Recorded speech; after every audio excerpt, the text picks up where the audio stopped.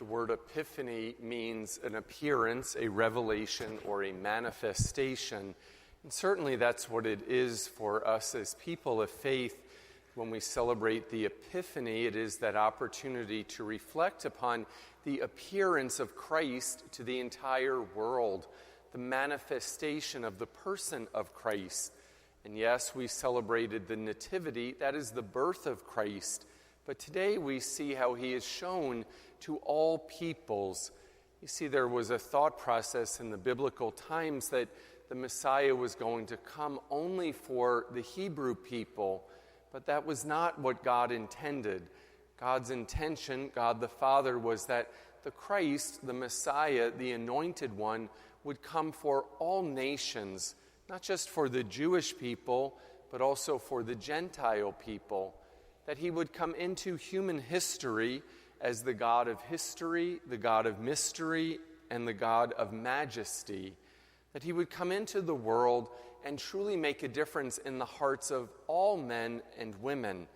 And that human history would be changed because of the presence of the Messiah, because it affects not something on the outside in the world of politics or kings as we normally would think, but Jesus came into the world as the King of all hearts, as the King of all kings, as the one to come into this world in order that there would be a manifestation of the good news, of hope for what the future may hold.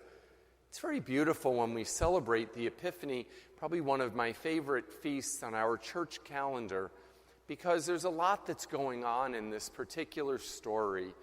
We have the beauty of the star, and maybe we can be very captivated by the star being the light that came into the sky.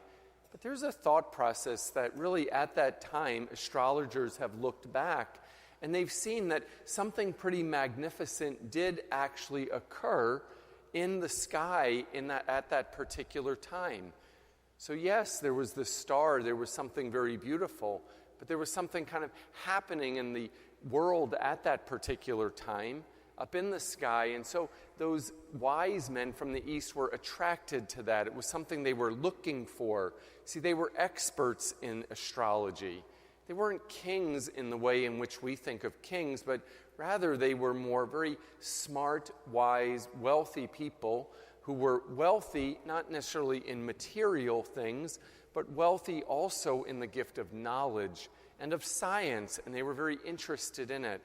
And so for them, when they saw something happening in the sky, obviously it touched their hearts, that they were drawn to it. They were seeking something. So that light of Christ brought out in them a desire for something, a desire to come to know God in a different way, to be led there to this obscure place where they probably had never been before, and they were led there in order to see, well, what were they going to find? It was all because of the star.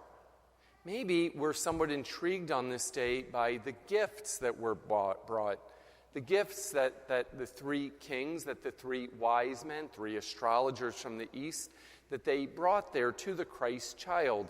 And that was gold because he was a king and they were recognizing Jesus as someone powerful. They brought him incense because of the fact that he was divine. When we use incense, it's not to make your allergies and asthma and lungs go crazy. We use incense because it's an indication of divine nature, of the something of the world rising up to the sky and going to God. Like our prayers, it signifies our prayers, which start here on earth. They rise up like the smoke rises up to the heavens, and they go to the Almighty. So there was gold because he was a king, incense because he was divine, and myrrh. Myrrh was a little bit of the more odd gift because they didn't totally understand it necessarily, but it was what was used in embalming. So it kind of said that the future of this child may be one where death was going to be involved. And certainly there was death involved because Christ takes us from the crib to the cross. So the gifts have significance to them. They weren't just some kind of random gifts that were brought, but they had special meaning to them. Now, whether or not Mary and Joseph knew what that meaning was, we're not really sure. but I'm sure that they accepted them. They probably had never seen gold. They were probably so intrigued by, wow, what is this about our child? They already knew something special was there. But just think of how they would have been, wow, these are gifts that are foreign, gifts that are very different. I wonder what the neighbors thought when they saw these people coming there to the home and how they were welcomed by Mary and Joseph.